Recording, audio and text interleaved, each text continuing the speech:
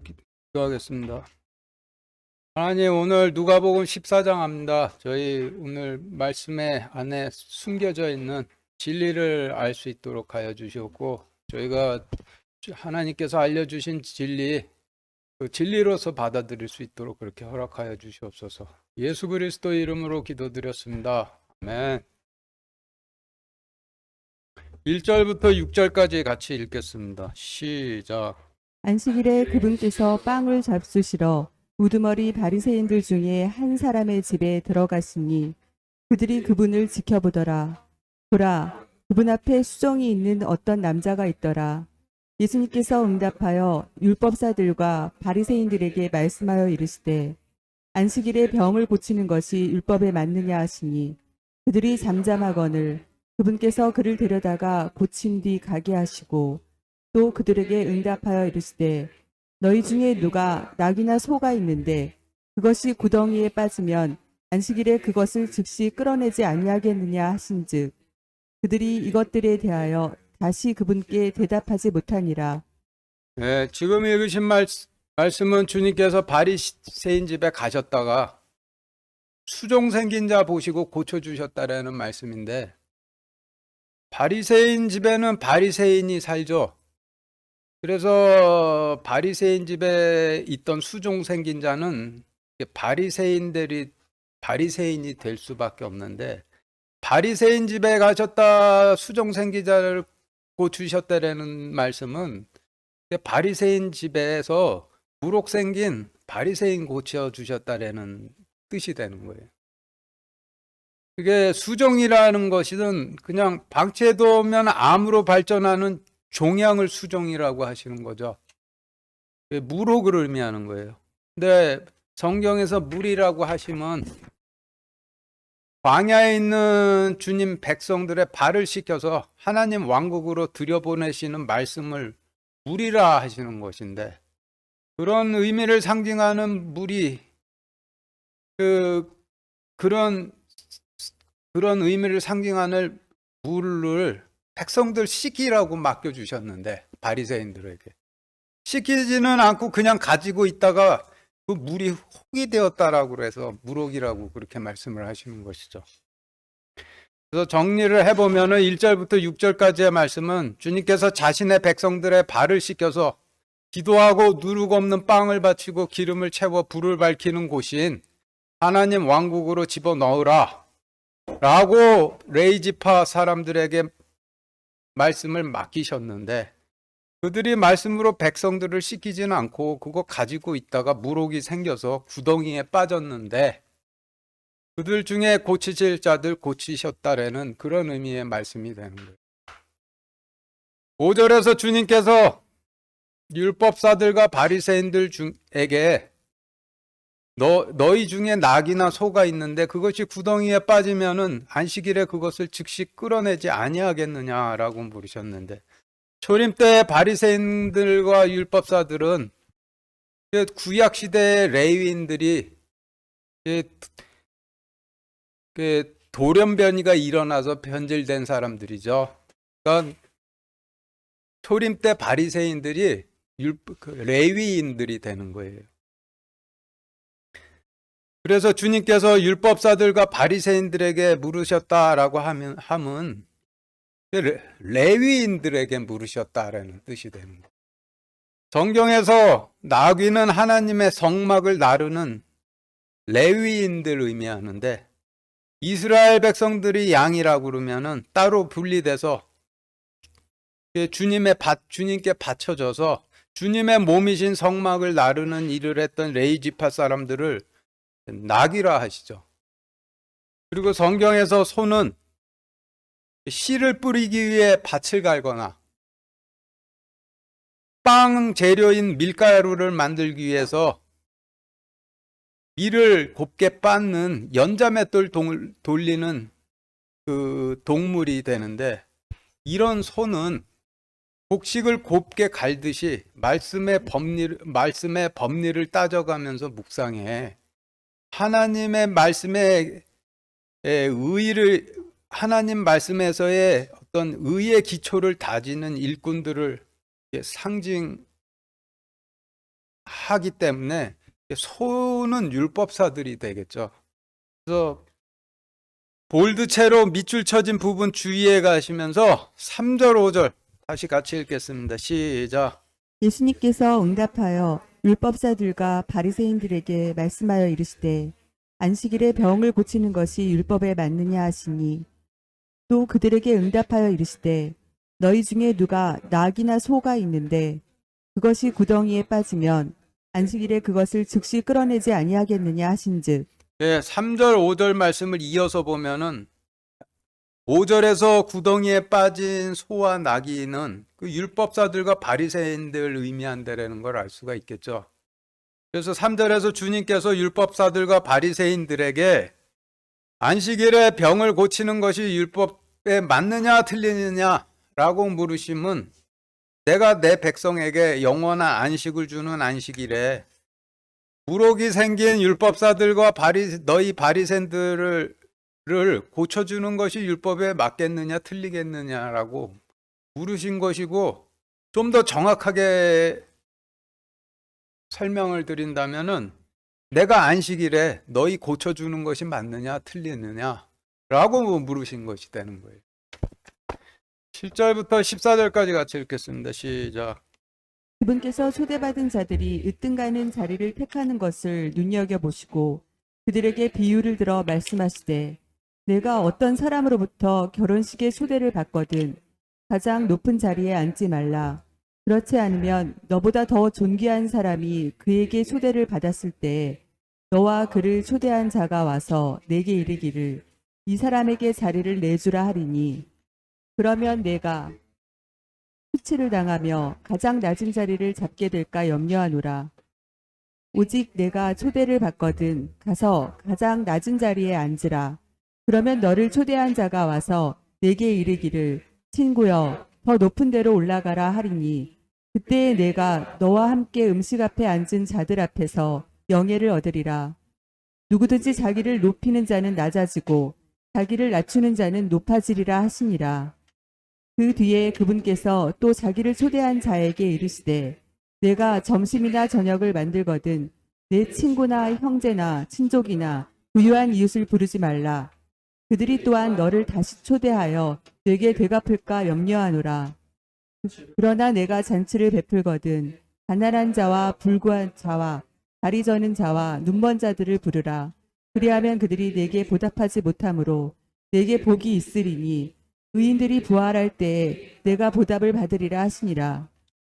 지금 읽으신 말씀은 무록 생겨서 구덩이에 빠진 바리새인들이 나타내는 증상에 대해서 하시는 말씀이 되는데, 7절부터 11절까지의 말씀은 바리새인들에게 무록이 생겨서 높은 자리에 앉으려는 부작용을 일으키고 있다라는 말씀이고, 12절부터 14절까지의 말씀은 바리새인들에게 무록이 생겨서 하나님의 말씀을 준비해 전하는 잔치를 베풀 때 씻겨야 할 가난하고 다리 절고 눈 멀고 귀 먼 이스라엘 백성들은 초대를 안 하고 영이 부유하고 의에 배불러서 높은 자리만 보면 앉으려는 자기 같은 바리새인 친구나 바리새인 형제나 부유한 바리새인 이웃들만 초대하는 그런 증상이 생겼다라는 말씀이 되는 거예요. 12절에서 주님께서 네가 점심이나 저녁을 만들거든 내 친구나 형제나 친족이나 부유한 이웃을 부르지 말라. 그들이 또한 너를 다시 초대해 내게 되갚을까 염려하노라 라고 하셨는데, 여기서 점심이나 저녁이라 하심은 구약시대의 레위인들이 이스라엘 백성들을 씻기는 일을 할 수 있는 둘째 날인 엘리야의 날과 셋째 날인 침례 요한의 날에 지금 설교하듯이 하나님의 말씀을 준비해와 베푸는 것을 의미하고, 점심이나 저녁을 준비했을 때 초대하지 말아야 할 내 친구나 내 형제나 친족이나 부유한 이웃들은 바리새인 친구나 바리새인 형제나 바리새인 이웃들, 그러니까 바리새인들 부르지 말라는 말씀이 되는 거예요. 그리고 저녁을 준비했을 때 초대해야 할 가난한 자, 불구자, 다리 저는 자, 눈먼 자들은 레위인들이 자기들끼리 자기 친구, 자기 레위인 형제, 자기 레위인 친족, 자기 부유한 레인 이웃만 불러서 하나님 말씀 먹고 마시고 베풀 때 하나님 말씀 듣지 못해 씻겨지질 않아 부정해진 이스라엘 백성들을 의미하는 거예요. 그래서 12절 13절에서 그 뒤에 그분께서 또 자기를 초대한 자에게 이르시되 네가 점심이나 저녁을 만들거든 네 친구나 형제나 친족이나 부유한 이웃을 부르지 말라. 그들이 또한 너를 다시 초대하여 내게 되갚을까 염려하노라. 그러나 네가 잔치를 베풀거든 가난한 자와 불구자와 다리 저는 자와 눈먼 자들을 부르라 라고 하신 말씀의 뜻은 구약시대에 레위인들이 백성들을 씻기는 일을 할 수 있는 둘째 날인 엘리야의 날이나 셋째 날인 침례 요한의 날에 지금 설교하듯이 바리새인들이 하나님 말씀 준비해와 베풀 때 자기 이웃인 자기 레위인 친구, 자기 레위인 형제, 자기 레위인 친족, 자기 레위인 부유한 이웃 불러 베풀지 말고 하나님 말씀 듣지 못해 씻겨지질 않아 부정한 이스라엘 백성들을 불러서 베풀라라고 하신 말씀이 된 거예요. 그리고 이와 같이 해야지만 되는 이유는 바리새인들이 바리새인에게 말씀을 베풀면은 그가 너를 다시 초대해서 되갚을 것이기 때문이라고 하셨는데 바리새인들을 초대해 설교 들려주면은 말씀에 씻겨지지를 않고 오히려 7절부터 11절 사이에 기록된 바와 같이 다 듣고 자기도 말씀을 베푸는 자리 마련해 되갚는데 말씀 들은 후 씻겨지질 않고 설교 짧다 길다 설교 잘됐다 잘못됐다 뭐 틀리다 맞다 이런 얘기로 되갚고 그런 방식으로 되갚는 이유는 높은 자리에 앉으려는 병이 생겼기 때문인데 그 무럭 생겼다라고 하시는 것이고 구덩이에 빠졌다라고 설명을 하시고 계신 거예요. 근데 레위인들이 과거에 그렇기 때문에 그들 그 결과로 지금 무럭 생긴 바리새인들이 됐지만은 지금 주님께서 신랑으로 와 계신 거죠. 안식 주시러. 그래서 가나안 땅에 임하신 혼인잔치에 초대에 응해야 이들이 이제 구덩이에서 건져지게 되는 거예요. 10절 11절 같이 읽겠습니다. 시작. 오직 내가 초대를 받거든 가서 가장 낮은 자리에 앉으라. 그러면 너를 초대한 자가 와서 내게 이르기를 친구여 더 높은 데로 올라가라 하리니 그때에 내가 너와 함께 음식 앞에 앉은 자들 앞에서 영예를 얻으리라. 누구든지 자기를 높이는 자는 낮아지고 자기를 낮추는 자는 높아지리라 하시니라. 하나님 말씀은 진리이기 때문에 인간이 맞다 틀리다 따지지 않고 그냥 믿고 받아들여야지만 살 수가 있는 거예요. 인간이 중력의 법칙 부인한다고 해서 자기가 중력의 법칙에서 벗어날 수가 없는 거고 인간이 생로병사의 법칙을 부인한다고 해서 지가 늙는 것으로부터 벗어날 수가 없는 거예요.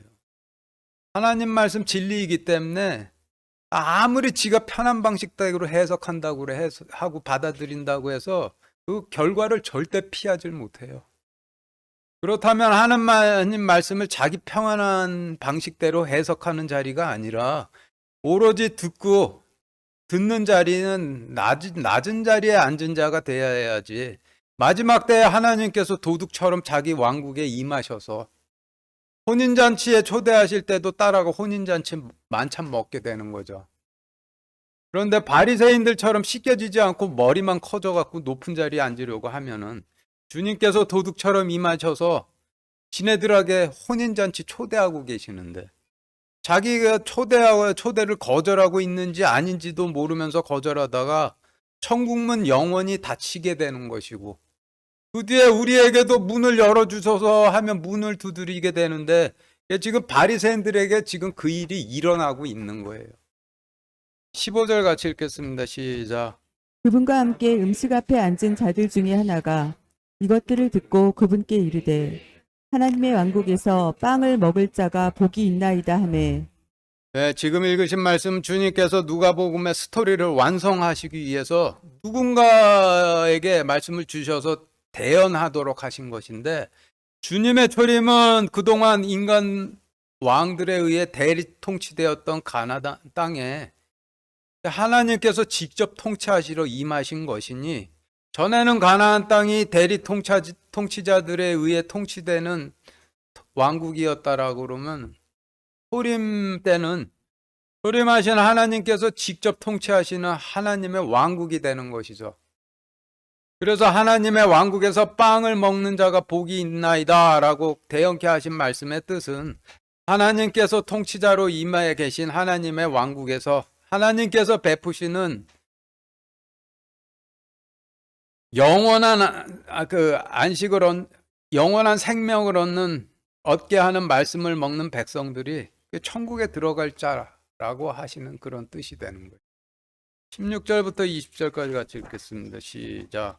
이에 그분께서 그에게 이르시되 어떤 사람이 성대한 만찬을 만들고 많은 사람을 초대하고는 식사 시간에 그 초대받은 자들에게 자기 종을 보내어 이르기를 오라 이제 모든 것이 준비되었노라 하매 그들이 다 하나같이 변명하기 시작하여 첫째 사람은 그에게 이르되 나는 땅을 샀으므로 반드시 가서 그것을 보아야 하니 원하건대 나를 용서하라 하고, 다른 사람은 이르되 나는 소 5겨리를 사서 그것들을 시험하러 가니 원하건대 나를 용서하라 하며, 또 다른 사람은 이르되 나는 장가 들었으니 그런즉 가지 못하겠노라 하므로. 하나님께서 통치자로 임해 계신 하나님 왕국에서 하나님께서 베푸시는 말씀을 먹는 백성들이 천국에 들어갈 자가 되는데, 그런데 지금 읽으신 말씀은 바리새인들이 하나님의 초대잔치를 이러이러한 이유들 때문에 거절하고 들어가질 않았다라는 것이죠. 18절부터 28절 말씀에서 어떤 바리새인은 땅을 사서 일해야 한다고 혼인잔치 초대를 거절했고, 어떤 바리새인은 소 5겨리를 사서 일해야 한다고 혼인잔치 초대를 거절했고, 어떤 바리새인은 장가들어 씨 뿌려야 한다라고 혼인잔치 초대를 거절했다라는 말씀인데, 땅을 샀다라는 말씀의 뜻은 씨 뿌릴 밭을 샀다라는 뜻이고, 소를 샀다 하시면 씨 뿌리기에 앞서 밭을 갈 소를 샀다라는 뜻인데, 소를 5겨리 샀다라고 하셨으니 여기서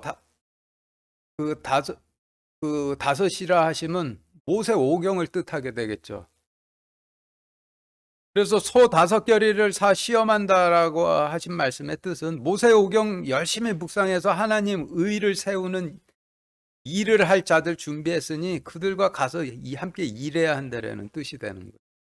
그리고 마지막으로 장가 들었다라는 뜻은 이제 씨를 뿌리어야 된다라는 뜻이 되는 거고, 그래서 땅을 사고 소 5겨리를 사고 장가 들었다라고 하심을 연결해서 보면은 밭을 사서 소 5겨리로 산 밭을 갈아서 씨를 뿌려서 낳는 일을 하느라고 혼인잔치 초대에 못 가겠습니다라고 했다라는 얘기예요.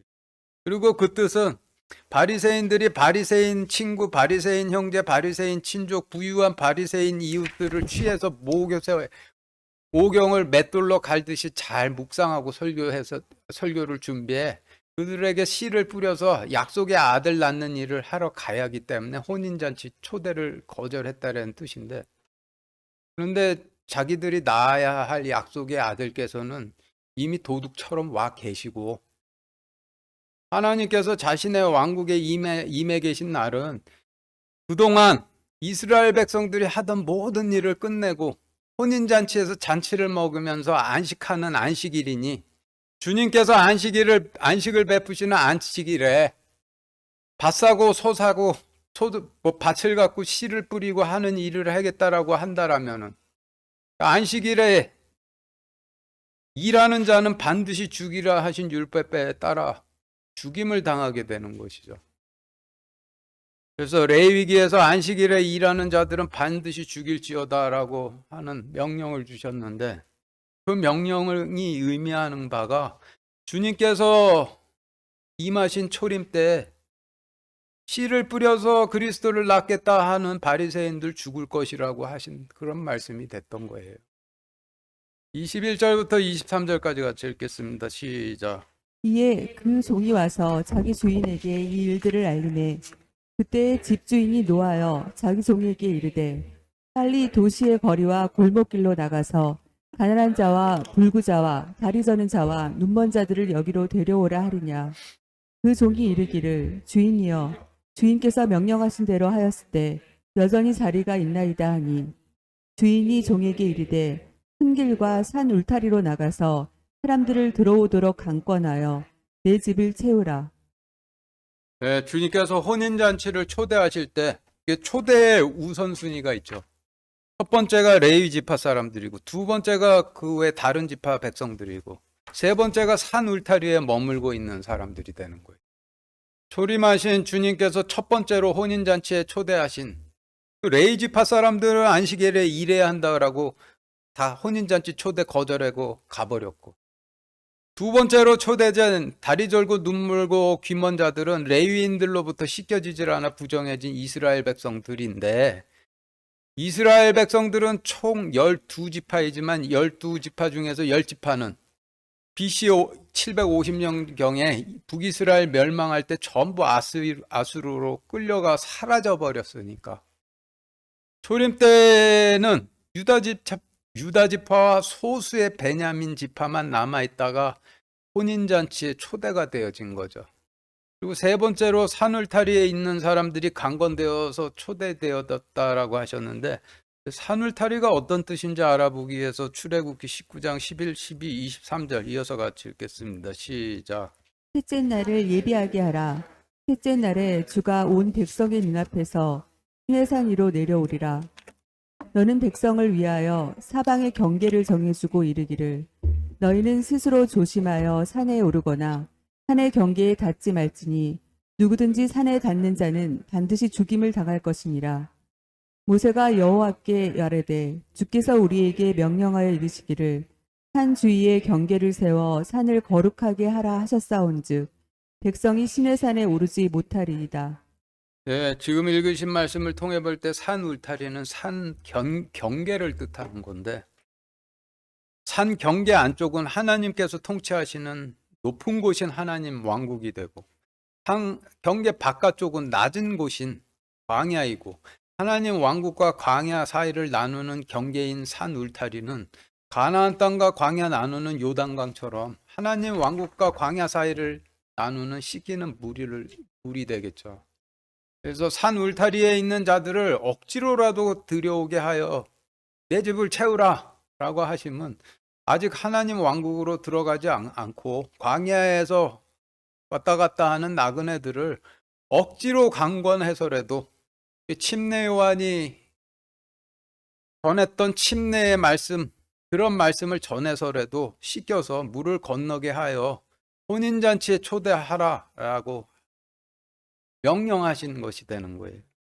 주님께서 제자들을 2명씩 짝지어서 이스라엘 양들에게 보내 병든 자들을 고치게도 하셨고, 회개치 않는 자들에게 마지막 때에 이곳이 소돔보다 더 견디기 어려우리라 라는 선포를 하게도 하셨는데, 제자들을 둘씩 짝지어 보내셨던 일이 다리 절고 눈 멀고 귀 먼 유대 백성들 혼인잔치에 데려오도록 하셨던 것이 되는 것이고, 하나님 왕국에도 속하지 않고 애굽에도 속하지 않은 광야에 있었던 나그네들에게 회개치 않으면은 이곳이 소돔보다 더 견디기 어려우리라라는 선포를 제자들로 하여금 하여서 그 나그네들, 그 울타리에 있는 나그네들을 강권해 혼인잔치에 데려오도록 하셨던 것이 되는 것이죠.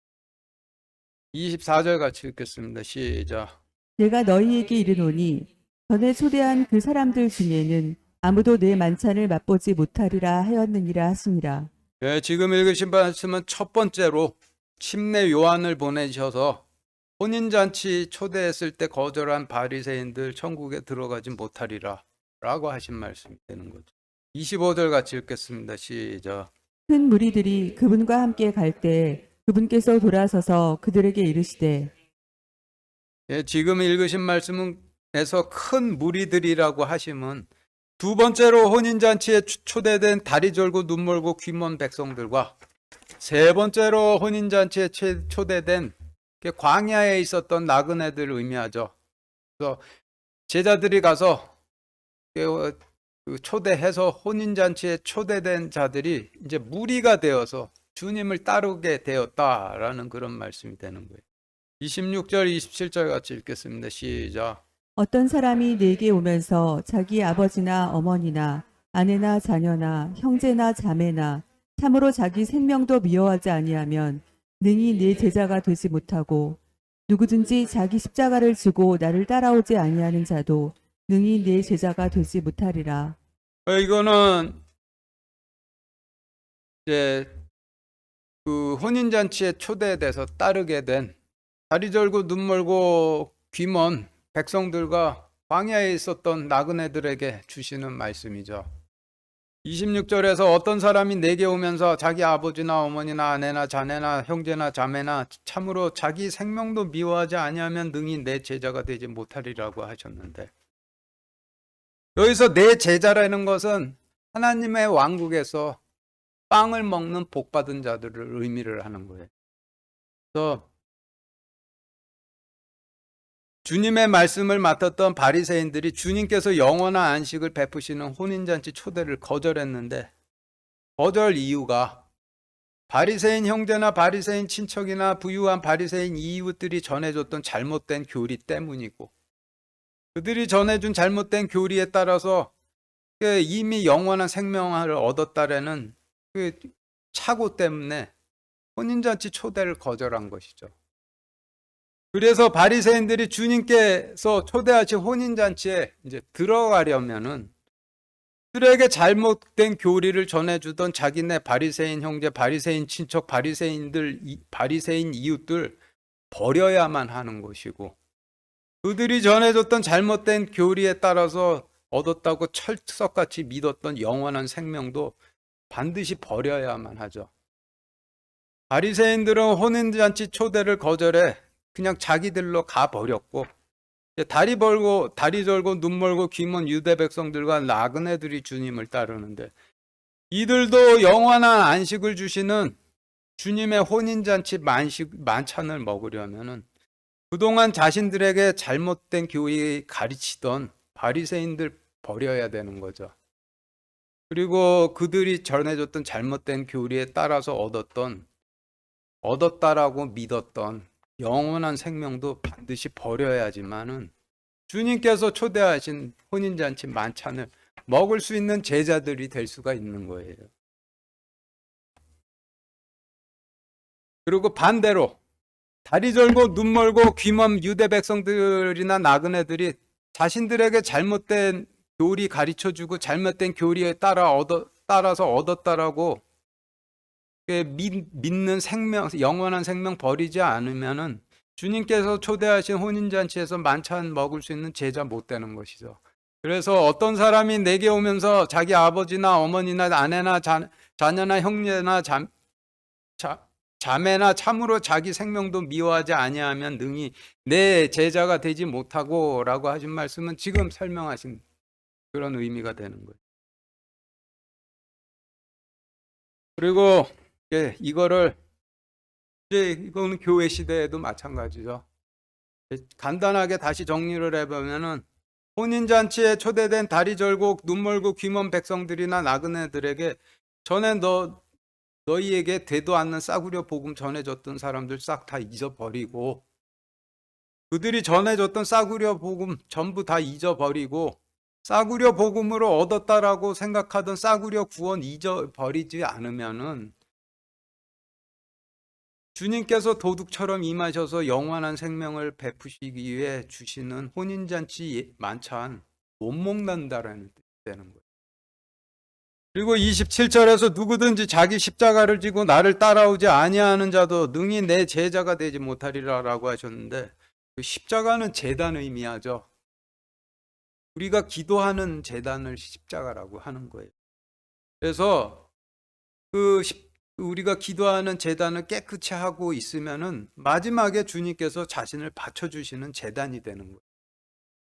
그래서 27절 말씀은 주님께서 영원한 안식을 베푸시는 혼인잔치 만찬을 먹는 주님의 제자가 되려면은 중간에 다 이뤘다 떠나지 않고 자신의 제단 깨끗이 하면서 끝까지 따라서 주님께 그 제단에서 주님께서 바쳐주셔야 줘야지만 된다라는 그런 뜻이 되는 거예요.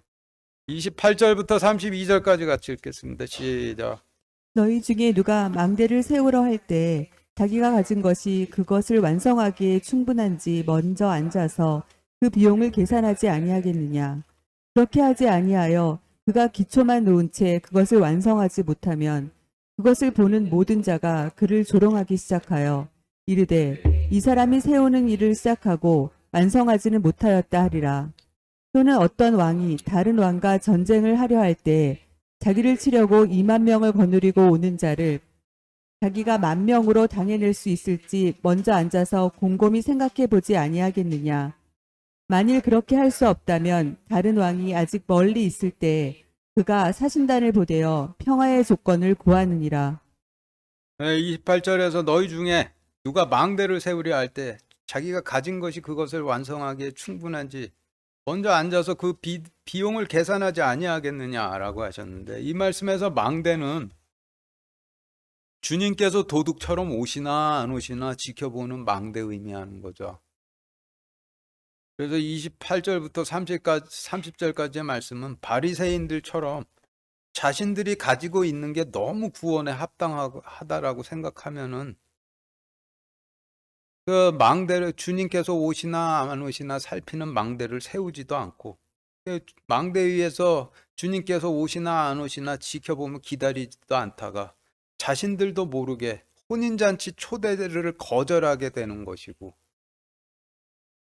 자신들이 가진 것이 구원에 합당치 않다라는 사람들은 망대를 세우고 주님께서 오시나 안 오시나 지켜보며 기다릴 것이라는 그런 뜻이 되는 거예요. 이어서 31절에서 2만 명을 거느리고 오는 왕을 자기가 10,000명으로 당해낼 수 있을지 곰곰이 생각해 보지 아니하겠느냐라고 하셨는데, 여기서 10,000명, 2만 명이 어떤 뜻인지 알아보기 위해서 에스겔 48장 13절 같이 읽겠습니다. 시작.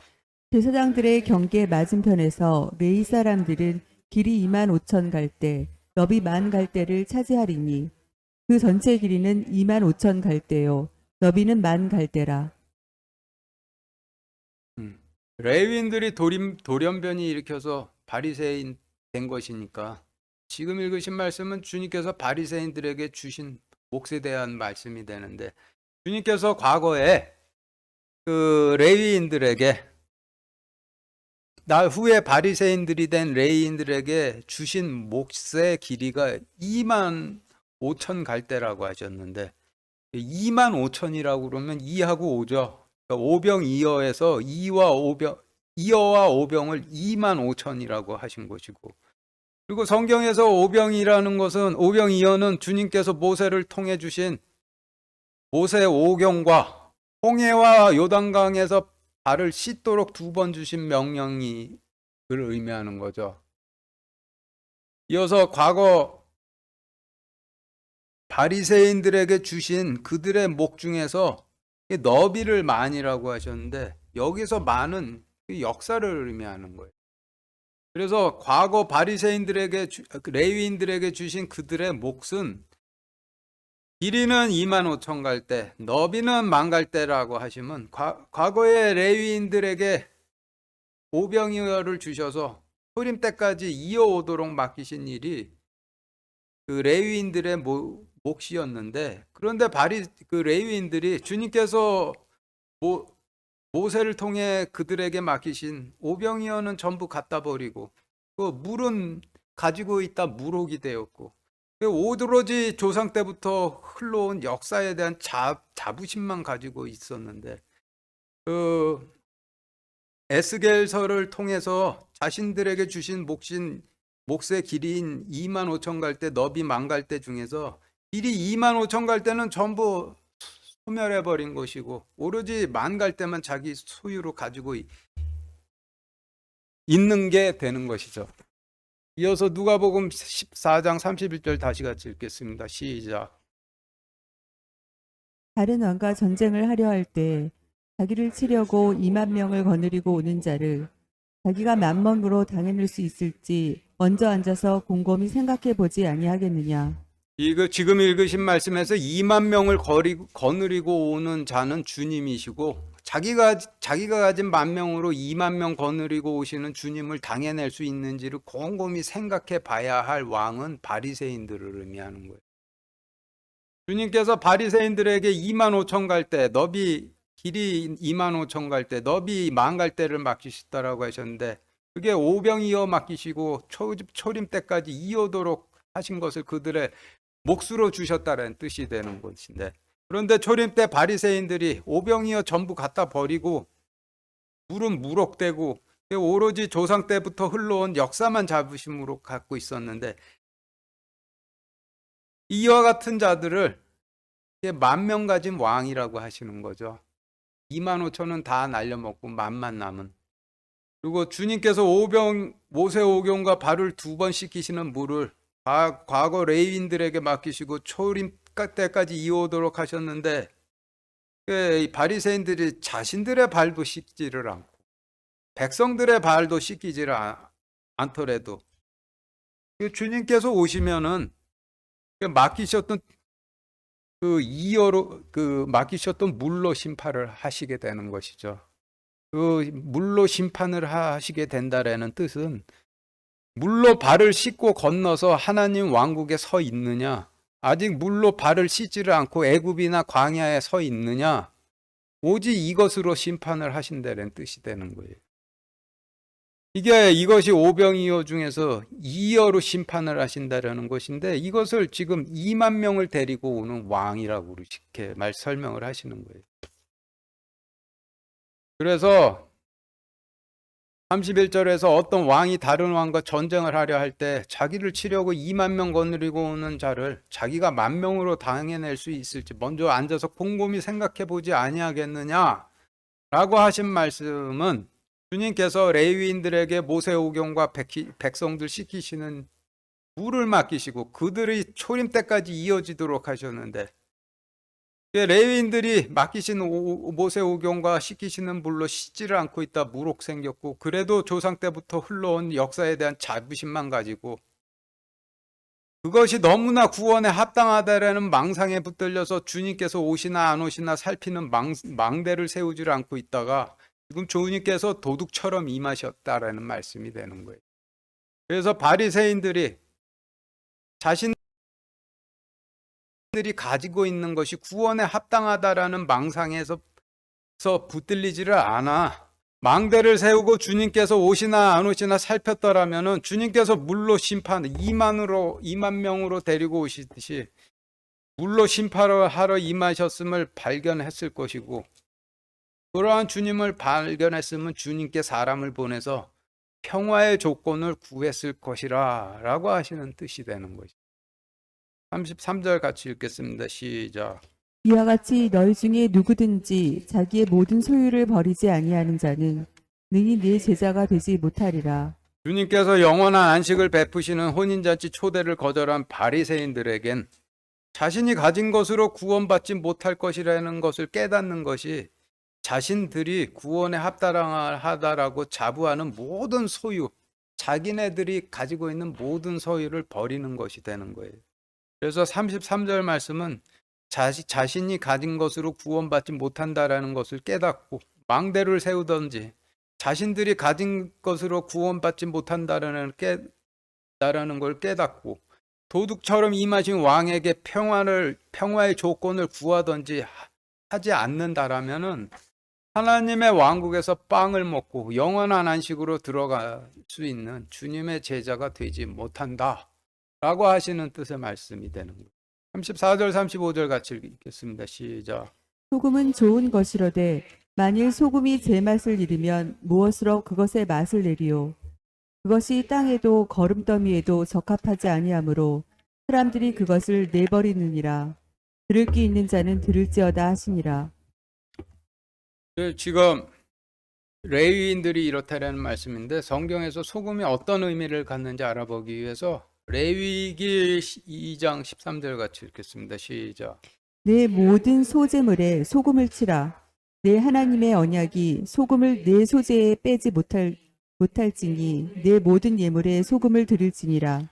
예, 지금 읽으신 말씀을 통해 보면은 성경에서 소금은 태워 바치는 헌물에 넣어야 할 요소인데 이게 맛을 내기 위해 들어가는 요소가 되는 거죠. 제단은 이게 지옥을 의미하는 거죠. 예, 제단은 지옥을 의미하는데 원래 지옥은 부정한 짐승들의 몸을 영원히 태우는 그 제단이지만은 그것으로부터 하나님께서 이스라엘 백성들을 분리하시고 법을 주셔서 따로 그 모형인 제단을 만들어서 정결한 짐승을 태워 바치도록 하신 건데, 결국 깨끗하고 불쌍한 짐승 내 대신 불태워 바치도록 하신 것이 되죠.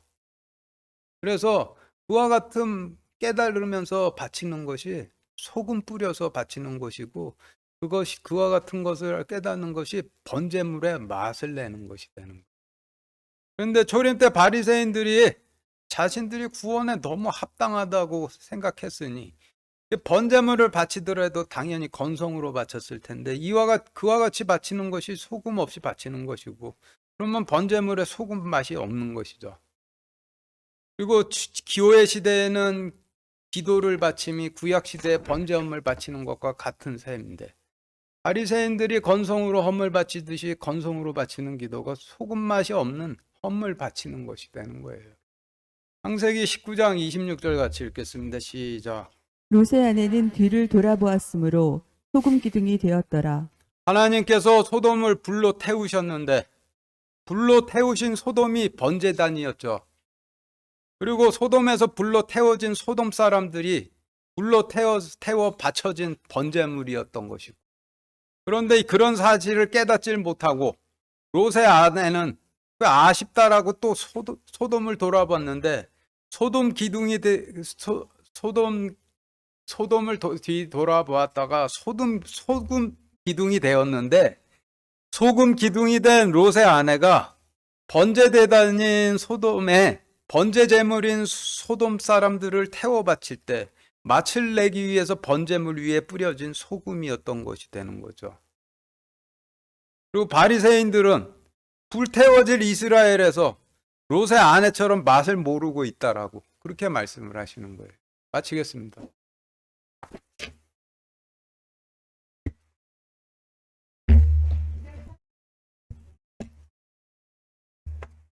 하나님, 오늘 말씀을 통해서 저희 진리를 깨닫게 해주시되 저희가 망대를 세우고 주님께서 오시나 안 오시나 늘 살피고 있어야 함을 알도록 하여 주셔서 감사드립니다. 저희가 그 제단을 그 소금으로 이렇게 깨끗하게 하면서 저희가 늘 주님께서 오시나 안 오시나 기다리다가 주님께서 도둑처럼 임하셨을 때 주님께서 베풀어 주시는 혼인잔치 만찬을 먹을 수 있도록 그렇게 허락하여 주시고 예수 그리스도 이름으로 기도드렸습니다. 아멘.